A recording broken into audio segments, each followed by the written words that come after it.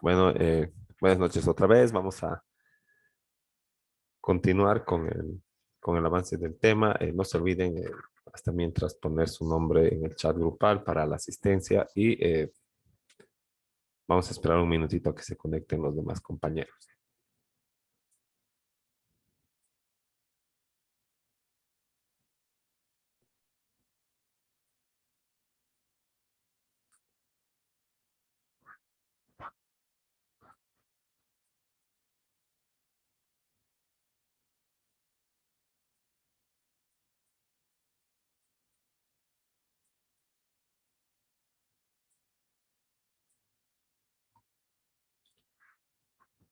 Bueno, entonces vamos a continuar.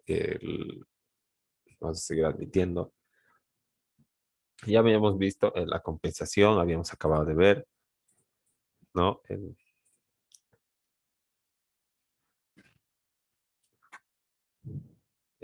Bueno, acá también aplica lo del silencio administrativo que habíamos hablado en la parte de la relación jurídico-tributaria, ¿verdad? ¿Qué pasa si la administración no me contesta a mi solicitud de compensación en el plazo que establece, ¿verdad? Eh, de acuerdo a al procedimiento administrativo, entonces tiene que extenderse el plazo por uno similar. Y si no me resuelven, entonces tengo que considerar que se ha negado la solicitud. O sea, el silencio administrativo es negativo, no es como el silencio en materia civil, ¿verdad? El que calla otorga, dicen todos, o todos decimos, ¿no? Pero en administrativo es cuando calla la administración, te ha negado, ¿no? Entonces tienes que operar otros recursos que, digamos, te otorga la ley, como el recurso de reposición, el recurso de alzada, el recurso jerárquico y luego la vía judicial, ¿no? Con el proceso contencioso administrativo. Ahora, ya la confusión, ¿no? Como otra forma de extinción de las obligaciones, opera o se presenta cuando se reúne en una sola persona la calidad de sujeto activo y de sujeto pasivo. O sea, el Estado, por alguna condición de hecho, va a quedar en un momento determinado como deudor, pero en ese mismo momento se va a extinguir la deuda tributaria. Va a quedar como deudor de sí mismo, ¿verdad? O sea, no va a abandonar su posición de sujeto activo, pero al mismo tiempo va a deber. Y esto opera, digamos, en algunos casos, en, en los que tiene que ver la transferencia del derecho propietario, ¿no? De algunos bienes que están grabados por impuestos, ¿no? Entonces, esta confusión, al igual que las otras maneras de extinción de las obligaciones, se extraen del Código Civil o del derecho civil, ¿verdad? Y representa, como hemos señalado, la unión en una misma persona del deudor y del acreedor, o sea, del sujeto activo y del sujeto pasivo, ¿no? Transportando esta forma de extinción de las obligaciones a la materia tributaria. Vamos a seguir admitiendo a los compañeros. El artículo 376 del Código Civil, en relación a la confusión, señala que cuando se reúnen en una misma persona, la calidad de acreedor y deudor, la obligación se extingue y se libera a los terceros que prestaron garantías, ¿no? Entonces, para todos los relacionados con la obligación se extingue la misma cuando cuando sobre esta opera la confusión o cualquier otra de las formas de extinción, ¿verdad? El pago libera también a los garantes, libera también a los agentes a los sustitutos, a los terceros responsables, ¿verdad? Lo propio la compensación, lo propio la confusión, ¿no? Ahora, el Código Tributario señala que se produce la extinción por confusión cuando la administración titular de la deuda, o sea, la que tiene el derecho de cobrar el impuesto, queda colocada en la situación de deudor de la misma deuda, ¿no? Como consecuencia de la transmisión de bienes o derechos sujetos al tributo. Y el mejor ejemplo es cuando se cede un bien al Estado, se dona un bien al Estado o se le hereda, ¿no? Ya hemos dado un ejemplo de cuando se le hereda, ¿no? Ahora veremos qué pasa cuando se le dona o se le cede un bien al Estado, ¿no? Esta figura opera en la mayoría de de las ocasiones en la disolución de las sociedades o las asociaciones, ¿no? Eh, en alguna parte establecen los reglamentos que cuando la asociación se disuelva, ¿verdad? O se liquide, después de pagar todas las deudas, los bienes que queden van a ser eh, donados o van a poder ser adjudicados a favor del Estado o de una institución, digamos, de un objeto similar a la asociación que se está disolviendo, ¿no? Si le ponen a causa del o a nombre del Estado, ¿no? Entonces, ¿qué va a pasar? El Estado va a ser el propietario de los bienes, ¿no? Va a pasar un proceso de adjudicación porque nada es automático en derecho, ¿verdad? Una transmisión de derecho tiene que pasar un trámite. Entonces, va a operar un pequeño trámite y va a aparecer el Estado como titular o como propietario de ese bien, ¿no? Y recién va a poder disponer, va a poder usar, va a poder adjudicarlo a alguna institución, va a poder, en su caso, venderlo, ¿verdad? Eh, o no sé, pues todas las acciones más amplias del ejercicio del derecho propietario, ¿no? Entonces, esto no puede suceder, ¿verdad? La disposición del bien o la administración sin que el Estado sea propietario, porque hasta antes de que sea propietario, ¿quién es propietario? El deudor de impuestos, ¿no? Entonces, primero hay que sacar su nombre del registro y poner el del Estado, ¿no? Ese es el primer paso. Cuando aparezca el nombre del Estado, ¿qué va a pasar? Titular del bien y de la deuda, ¿no? Y una vez que el Estado está como titular, recién puede, como titular del bien, hacer que se extinga la deuda por confusión, ¿no? Porque ya es propietario del bien y también de la deuda, ¿no? Antes del proceso de titularización todavía no. Entonces, así opera la confusión, ¿no? Entonces, y es lo que señala nuestro Código Tributario en su artículo 57 también, ¿no? Que se produce cuando la administración queda colocada en la situación de deudor de, eh, de esta obligación tributaria de la que tiene el derecho de cobrar el impuesto. Y otra forma de extinción de la obligación tributaria es la condonación. La, la condonación, ¿no? Es liberar de la deuda a un deudor o de la obligación o del deber a un obligado, ¿no? Es un, eh, es un perdón, ¿verdad? Es un perdón que mi acreedor me concede por alguna situación o porque al final le da la gana, pues porque los derechos patrimoniales son de libre disposición, ¿verdad? Entonces me condona la deuda. ¿Qué pasa? Me perdona, ¿verdad? Entonces es el acto mediante el cual el acreedor de la deuda libera de esta al deudor, porque de él es el derecho patrimonial de cobrar esta deuda, ¿no? Y bueno, por alguna razón, porque le cae bien su cara, ¿no? Lo libera de la deuda. ¿Cómo lo libera de la deuda? ¿No? Tiene que hacer pues un documento o no tiene que ejercer acción alguna durante todo el periodo de prescripción de esta deuda, ¿no? Y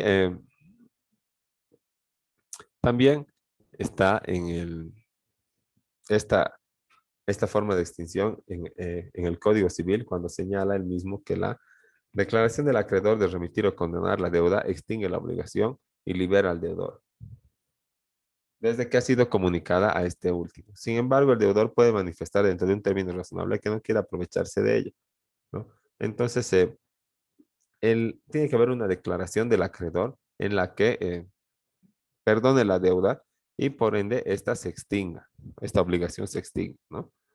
Entonces, lo que señala el artículo es que aunque exista este documento, ¿no?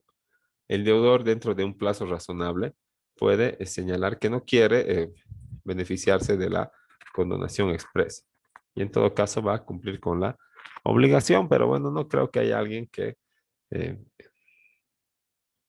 que utilice esta figura para poder pagar las deudas que ya le han perdonado eh, los acreedores, ¿no? Ahora, en el Código Tributario señala que La deuda tributaria puede condonarse parcial o totalmente solamente en virtud de una ley dictada con alcance general en la cuantía y con los requisitos en que la misma se determine. Entonces volvemos al principio de legalidad, ¿verdad? En el que se establece que solo una norma puede crear, modificar o extinguir tributos, ¿no? Y una condonación es una forma de extinción de los tributos. Entonces, no puede establecerse sino mediante una ley esta condonación, ¿no? Y en la ley eh, se va a establecer también la cuantía y los requisitos para poder beneficiarse de esta. Doctor, una consulta. Sí, Esta condonación también es lo que conocemos generalmente cuando pasa con el tema de los impuestos de bienes, inmuebles y vehículos, el que perdonazo. condonan el tema, exacto, que condonan el tema de los intereses, condonan hasta, creo que todos los intereses y solo pagas de las gestiones, algo así. eh, bueno, sí O sí solamente y es la no. condonación a los contribuyentes. El, sí y no, como les digo, ¿no? Porque aquí estamos analizando, si nos vamos al código tributario, que no sé si lo hemos abierto, pero ahorita lo abrimos, ¿no? Si nos vamos a nuestro código tributario, ¿no? ¿Qué dice aquí? Formas de extinción de la obligación tributaria, ¿no? Hasta ahí subrayaremos, ¿no? ¿Qué quiere decir obligación tributaria? El tributo determinado antes de que le añadan ningún recargo, ¿verdad? Porque después se llama deuda tributaria, ¿no ve? ¿Ya? Entonces, no estaríamos hablando aquí solamente de los intereses y En las todo caso, multas, ¿no doctor, ve? sería lo que dicen que si pagas a cierta fecha, pagas con cierto monto de descuento y todo eso, o tampoco. El, Eso sí es una condonación porque eso está afectando el tributo determinado, ¿verdad? Los perdonazos, para ser perdonazo, tendría que afectar, ¿verdad? El tributo determinado, la obligación tributaria. Pero el perdonazo nunca afecta a la obligación tributaria. El tributo determinado no se toca, ¿verdad? Lo único que se afecta es el interés, el mantenimiento del valor y la multa por incumplimiento de deber formal. A veces te la perdona y a veces no, ¿no? Depende el municipio del que estés hablando. Ahora, ¿por qué no se toca la obligación tributaria? Porque la Constitución dice que las deudas a favor del Estado son imprescriptibles, ¿no ve? Y todo lo demás. Entonces, si extinguen la obligación tributaria, no estarían yendo en contra de la Constitución, ¿no? Entonces, hay ahí un poco de confusión, ¿verdad? Que se genera entre las normas y por eso, digamos, esto, esta condonación solamente se realiza como señalas bien de los intereses, de las multas, ¿no? La actualización del valor. Y cuando te condonan un poco de impuesto es cuando pagas antes del vencimiento, ¿no ve? Hasta octubre, digamos, el 30%, hasta noviembre el 20%, ¿no ve? Si pagas en diciembre, menos el 10%, ¿no? Esa sí es una condonación de la obligación tributaria. Ahora un perdonazo que se llame perdonazo tributario, ¿verdad? Que extinga la obligación, se ha dado solamente cuando ha cambiado de régimen tributario, cuando había full impuestos y nadie pagaba y había miles de deudores y han dicho, no, vamos a cambiar esto y vamos a eliminar esos 100 impuestos y vamos a dejar 7 que abarquen todas las actividades y la demostración de la riqueza, ¿no? Entonces han hecho eso, pero obviamente había deudores del anterior sistema tributario, ¿no? Que han dicho, ya, para pasar al próximo, al nuevo régimen, ¿verdad? Todos los que deban del anterior sistema, por ejemplo, ¿no? Los que deban este impuesto, que paguen 60 pesos y ya no van a deber nada más, ¿no? Entonces, ese es pues un perdonazo tributario, ¿no? ¿Ve? Pero bueno, eso solamente ha sido para cambiar de régimen. Así que ahora las administraciones tributarias dan incentivos de pago o perdonazos, pero a veces la gente va y paga hasta lo que no tiene que pagar, pues, ¿no? Porque si vamos, bueno, y vamos a ver esto más a detalle en otra lección, pero si nos vamos al artículo 150, no necesitamos que la administración tributaria no se, eh, nos regale un perdonazo, así como si fuera, digamos, campaña política, ¿no ve? ¿Qué dice acá? A ver, no, 105, no, es 156, creo, ¿no? ¿Qué dice acá? Y esto es ley, ¿verdad? Y está vigente hasta que otra ley no venga y lo derogue, ¿verdad? Dice, las sanciones pecuniarias establecidas en este código, o sea, los recargos a tus impuestos, ¿verdad? Por la omisión de pago, o sea, porque te has olvidado pagar, porque te ha pasado el plazo, se reducen conforme a los siguientes criterios, ¿no ve? El pago de la deuda tributaria después del 10º día cuando te estén fiscalizando y digan, no has pagado impuestos y debes plata, la administración van a venir y te van a entregar una vista de cargo, ¿no ve? O un auto inicial, o lo van a pegar en tu puerta, ¿no? Entonces, desde ese día que te notifiquen, ¿no? Hasta antes de que eso se resuelva con esta resolución administrativa, que es un acto firme de la administración tributaria, hasta antes de eso, ¿qué dice? Se determinará la reducción de la sanción aplicable en el 80%, ¿no? O sea, 80% de tus sanciones no deberías pagar. Después, si dejas que se emita la resolución, pero no presentas tu recurso de alzada antes de que se te venza el plazo de 10 días, todavía puedes beneficiarte del 60%, pero si dices, no, señores de la administración, ustedes están mal y yo voy a presentar mi recurso, entonces a manera de castigo, ¿verdad? Se te va reduciendo, ¿no ve? Presentas el recurso de alzada y solamente 40% de la reducción de sanciones, ¿no? Entonces, esto está vigente, ¿verdad? Solamente que eh, parecería que la municipalidad, por lo menos, sería otro tema de derecho tributario o un derecho tributario aparte, porque Frank de frente le desconoce lo que señala el código, ¿verdad? Y para que tú quieras hacer cumplir algunas cosas, tienes que llegar pues de verdad a los recursos, ¿no? Y poca gente quiere llegar a los recursos porque unos dicen, no me quiero hacer fichar, otros dicen, no es seguro el resultado y voy a acabar pagando muchos más, y otros dicen, no quiero hacerme congelar mis cuentas, ¿verdad? Y no quiero ver afectada mi actividad económica, así que pagamos y pagamos y pagamos, ¿no? Eh, Doctor, una sí, consulta más. Y eso también se podría dar con el tema de, ubica que cuando venden los autos y no pagan impuestos por años y años y años, um, porque han pasado a otros dueños y esos dueños no hacen sus no, tributos, um, les congelan las cuentas y todo eso. Entonces, ¿para eso podrían defenderse con esto o tampoco?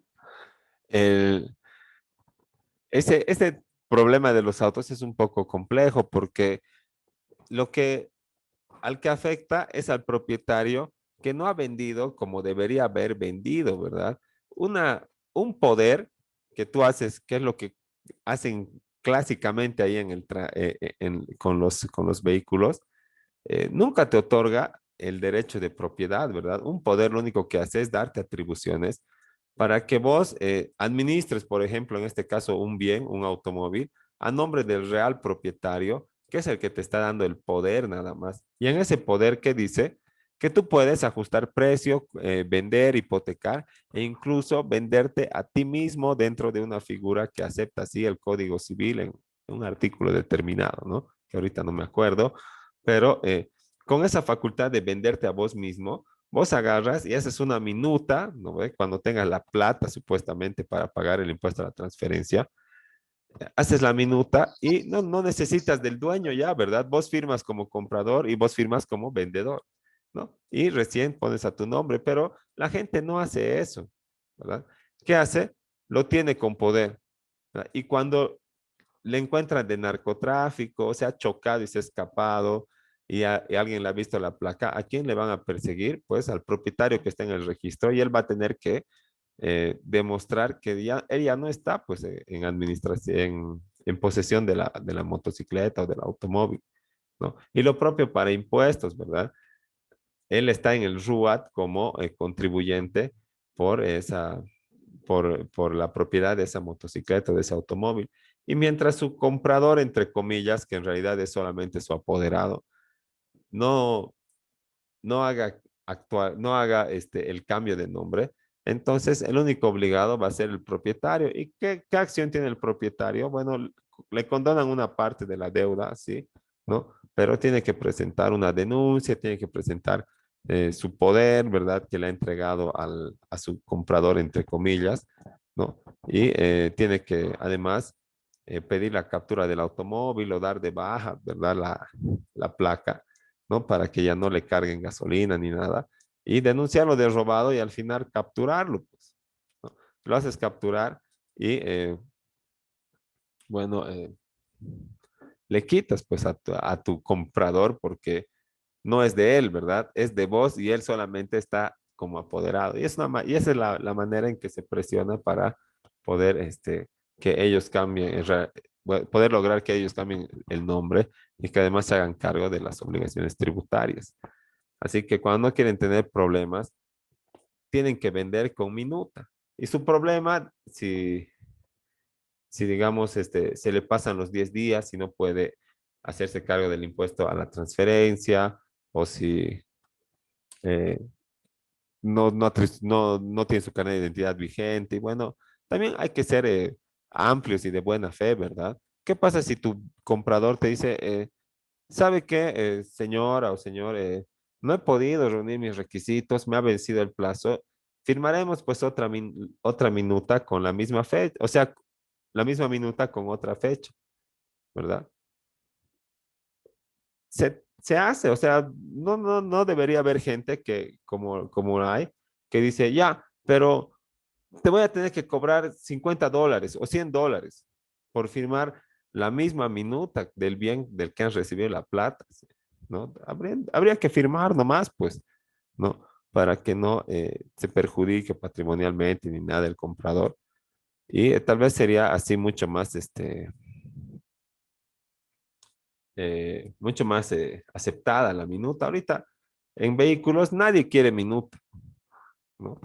Porque eso implica que en 10 días vas a tener que pagar el impuesto a la transferencia, ponerlo a tu nombre. Y a veces tú compras para vender y ¿de qué te sirve pagar ese impuesto a la transferencia? Para aumentarle el precio nomás al auto, ¿no? Entonces, es como les digo, es una aberración jurídica eso de la venta con poder, porque no existe venta con poder, ¿no? Pero se da, pues Y que impuestos castigue solamente al dueño también me parece que no es correcto, doctor, porque debería de ser a la persona que adquiere la movilidad con el poder, ¿no? Si es que el eh, dueño logra comprobar que él ha vendido eso hace mucho tiempo, pero pero es que no ha vendido, ha dado atribuciones para que tú manejes. Y si quieres que lo pongas a tu nombre, ¿verdad? Pero para eso tú tienes que hacer la minuta como comprador y vendedor al mismo tiempo. Una autoventa, ¿ya? entonces, doctor, ¿cuál sería la figura para vender Además, una movilidad? aquí dice que la obligación tributaria es un vínculo de carácter personal. ¿Personal con quién?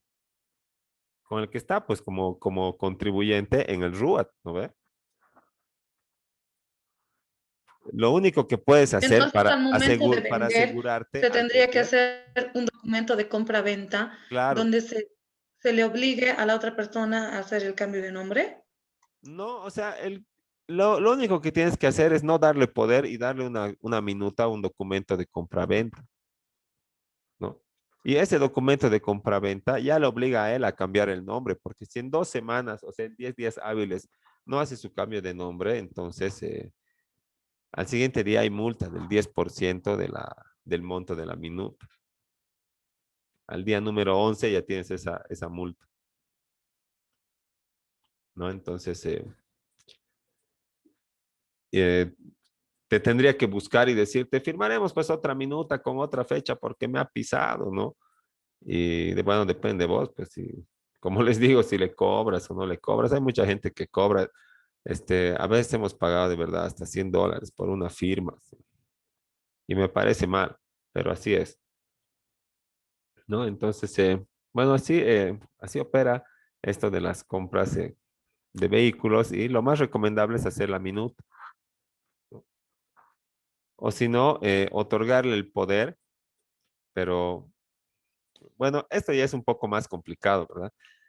Tú le otorgas el poder y como vos eres el dueño del derecho propietario, o sea, el titular, ¿no ve? Tú solito vas a firmar a la notaría el poder y se lo entregas, ¿no ve? Y de la misma manera, tú solito puedes ir a revocar el poder, ¿no? O sea, a dejarlo sin efecto. Entonces agarras y le das un plazo, ¿verdad? En el documento le pones un plazo, bueno, no le puedes poner un plazo, ¿no? Pero puedes hacer un documento privado o un acuerdo verbal, aunque sea. Y le dices, viejo, si en 90 días no está cambiado el nombre a cualquier otro nombre, ¿no? Que no sea el mío, entonces lo voy a revocar el poder y lo voy a denunciar de robado, pues, ¿no?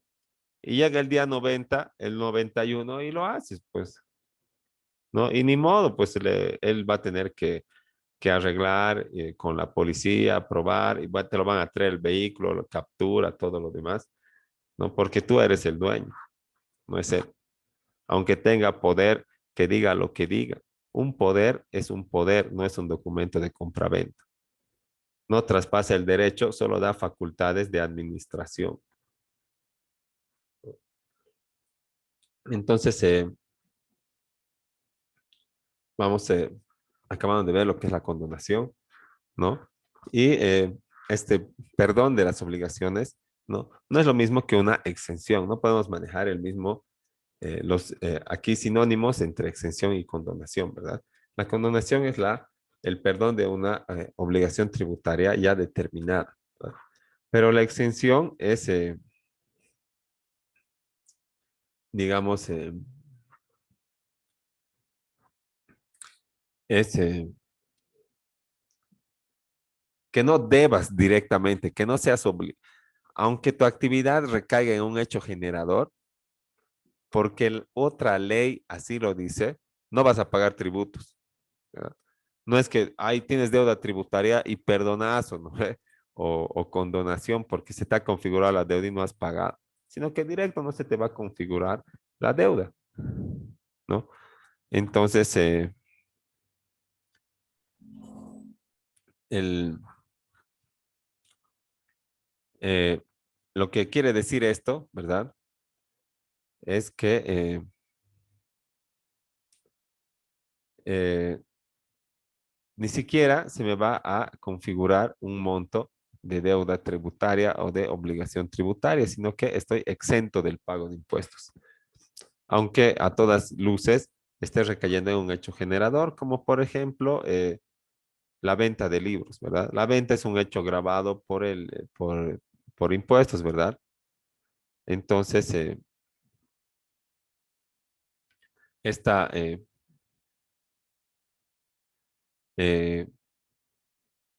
este hecho, ¿verdad?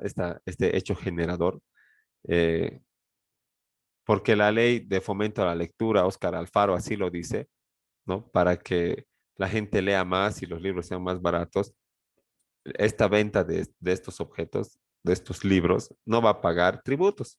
Y como no paga tributos, tampoco genera crédito fiscal, o sea que tu factura no te sirve de nada, solamente le sirve al vendedor de libros porque a pesar de que no va a pagar las obligaciones materiales, todavía tiene que cumplir con sus obligaciones formales, ¿no?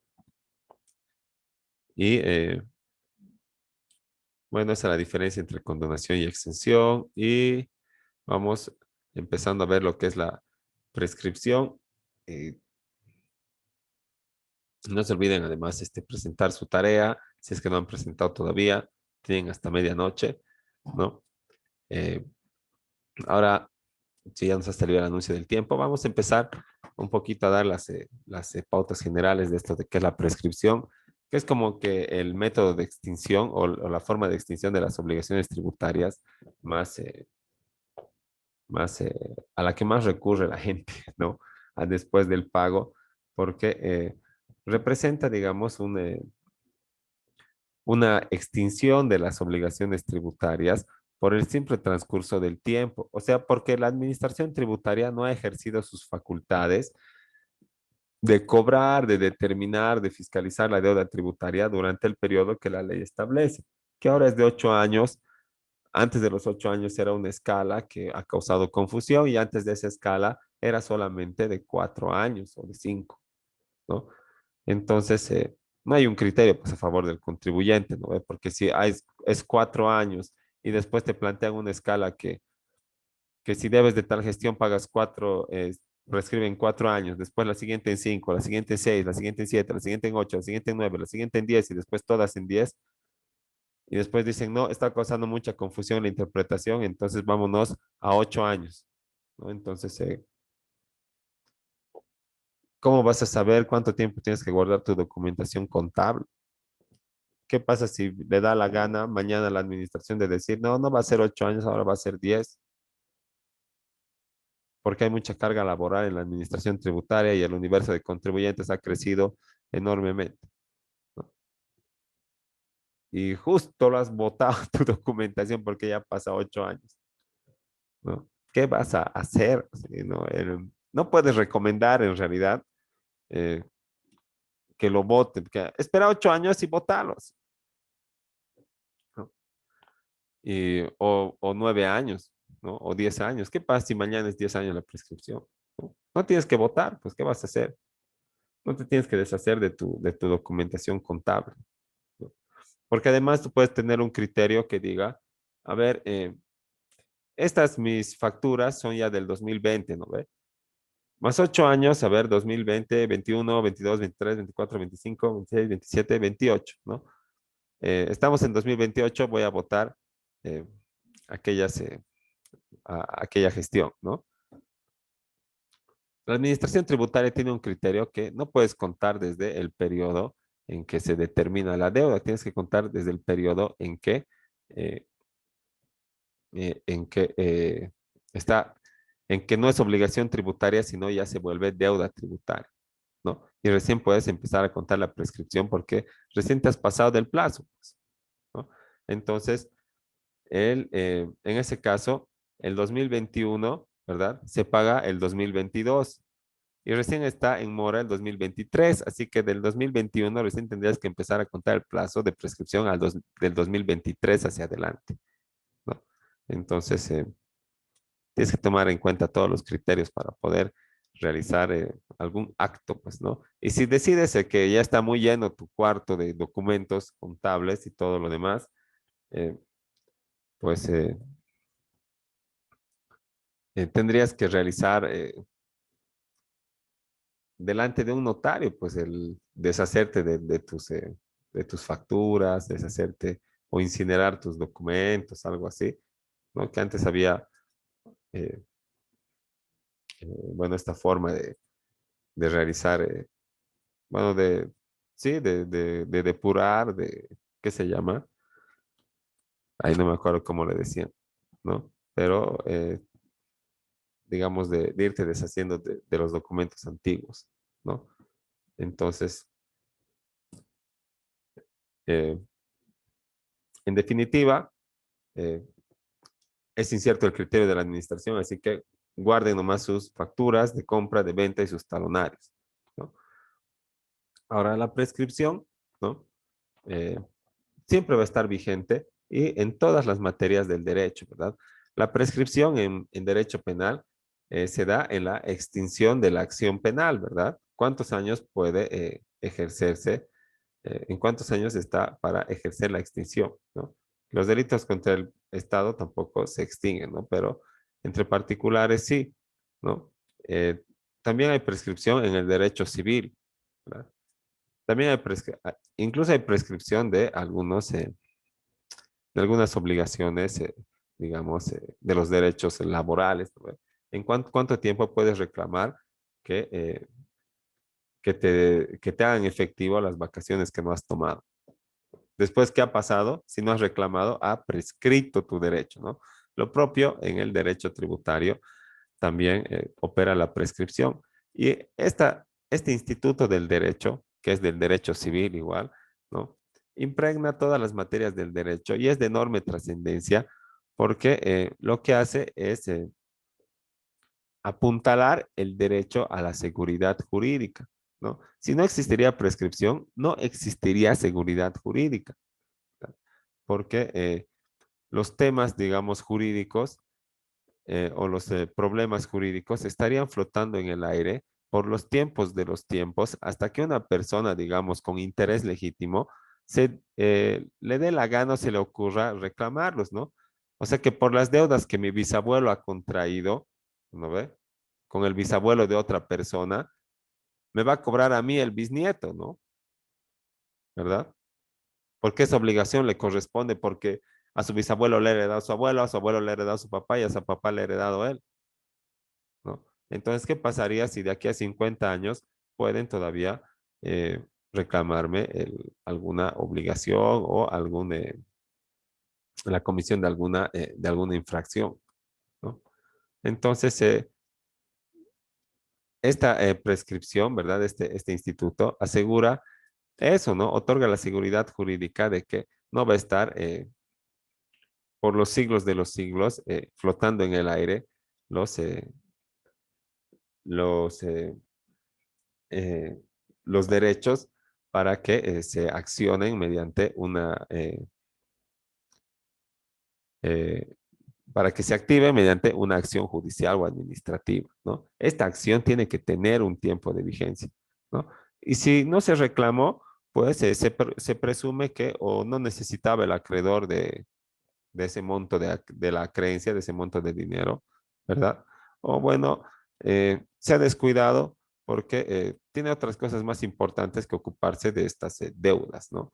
Entonces, ahí opera la prescripción extintiva a favor del deudor, ¿no? Pero también hay una prescripción que se llama adquisitiva y que en, eh, en resumidas cuentas se traduce en la usucapión, ¿no ve?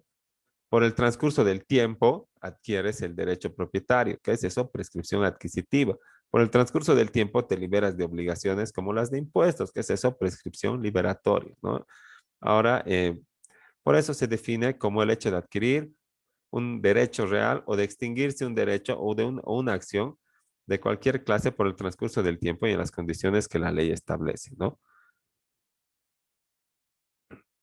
Ahora, representa desde el punto de vista del titular del derecho un abandono o una renuncia al derecho o a la acción para hacer efectivo el ejercicio de este derecho, ¿no? Por lo que, transcurrido el tiempo que establece la ley, ya no puede ser reclamado. Y si es reclamado, entonces tiene que ser eh, negado por el juez o excepcionado por la parte, pues, ¿no ve? ¿Qué me dicen? Si a mí me reclaman una obligación prescrita, presento un memorial y le digo al señor juez, rechace la presente demanda por prescripción de la obligación, por el transcurso del tiempo que superabundantemente ha excedido el establecido por ley para ejercer la acción para la reclamación del derecho, ¿no? Y el juez, ¿qué dirá? ¿No? Por probada la excepción, improbada la demanda, listo. ¿Por qué? Porque evidentemente ha prescrito, ¿no?